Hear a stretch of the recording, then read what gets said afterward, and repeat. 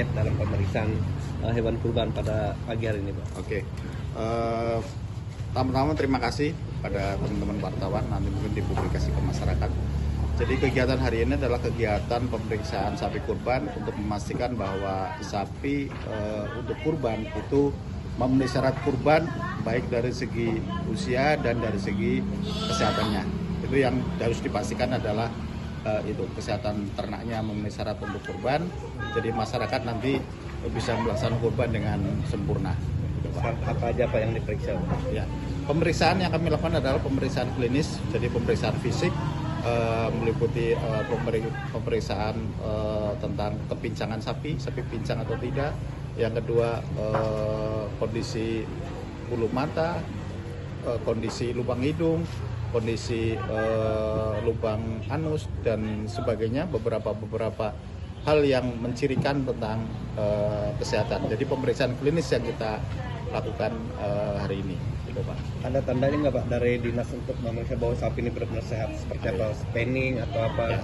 Stiker. Jadi setelah kami periksa sapi satu persatu oleh petugas-petugas kami, nanti kami beli label, kami berikan label ditempel di tali sapi yang itu menandakan bahwa kami sudah memeriksa dan dinyatakan memenuhi syarat untuk pelaksanaan untuk kurban, gitu Pak. Pak, untuk keseluruhan sapi di Palangkaraya ada berapa banyak sih Pak? Oke, untuk ketersediaan stok sapi di Palangkaraya kurban tahun ini hampir sama dengan tahun kemarin, berkisar antara 1.700 sampai 1.800 ekor, baik sapi lokal maupun sapi yang berasal dari luar daerah. Untuk kambing sendiri Pak? Untuk kambing estimasi sekitar 500 sampai 600 ekor. Ya. Pak, untuk kesehatan sapi dan kambing ini Pak, indikator umum Pak yang bisa dilihat orang itu tandanya seperti apa sih Pak?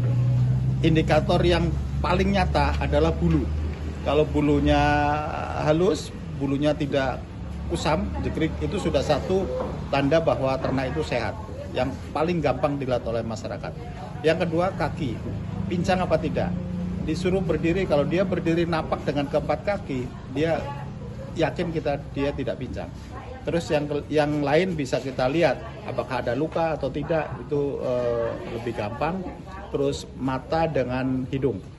Hidung biasanya kondisi sehat adalah cenderung sedikit berair, agak mengembun gitu. Terus yang paling pasti satu hal, nafsu makan. Gitu. Nafsu makannya bagus, insya Allah bagus.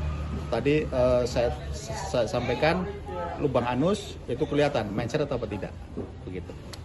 Oke. Untuk sapi sendiri Pak, misalnya nggak sesuai dengan standar gimana? Ya. Kalau sapi tidak sesuai dengan standar untuk kurban, kami lakukan satu, tidak kami berikan label pasti. Terus yang kedua, nanti ada beberapa tindakan, apakah ini dinyatakan sakit atau tidak memenuhi syarat kurban tapi bisa untuk dipotong. Itu nanti ada pengklasifikasian. Jadi kalau memang sakit, nanti kita sarankan kepada pemilik sapi untuk diobati, ya, dipinggirkan, diobati tersendiri. Ada teman-teman dari pusat kesehatan hewan nanti yang akan menggawangi itu. Tapi kalau tidak sakit tapi tidak memenuhi syarat, itu bisa terjadi. Itu nanti jatuhnya dipotong reguler. Ya, potong reguler. Contoh, ada terjadi seumpama sapi itu sebenarnya sehat tapi tidak memenuhi syarat. Contoh, testisnya hanya satu, itu tidak memenuhi syarat. Itu tidak kami berikan label. Saran kita adalah dijual pemotongan reguler, gitu. Itu salah satu contoh. Atau kaki pincang.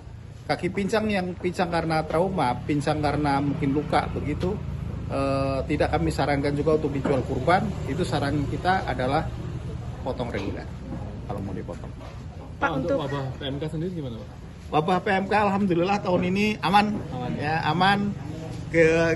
Kita melalui pusat kesehatan hewan sudah menggawangi untuk tahun ini menggawangi PMK ini dengan vaksinasi. Jadi kita berjibaku dengan PMK, pelaksanaan vaksinasi di lapangan kita gencarkan. Ada sapi baru, kita lakukan vaksinasi PMK. Ada beberapa kasus muncul gejala PMK, tapi sekarang derajatnya ringan. Karena biasanya karena sudah punya antibodi PMK, jadi kalau ada gejala kita obati 2-3 hari sembuh. Seperti kita kalau flu. Gitu. Pak, untuk Kota Palangkaraya sendiri pada tahun ini ada menerima bantuan hewan kurban gitu ya sih? Bantuan hewan kurban dari Presiden ataupun gubernur? Oh, jadi kalau dari gubernur nanti pasnya ditanyakan kepada teman-teman di provinsi, pemerintah provinsi. Kalau yang sapi banpres kita tidak menerima, tapi sapi bantuan presiden itu berasal dari Kota Palangkaraya. Itu informasi yang saya terima dari teman-teman di provinsi akan diarahkan ke Kabupaten Kota Waringin Timur. Tapi sapi itu berasal dari Palangkaraya. Ya. Ya. Berapa Pak? Informasinya satu ekor untuk banpres. Oke, Terima kasih banyak, cukup. Pak. Siap. Terima kasih. Sama-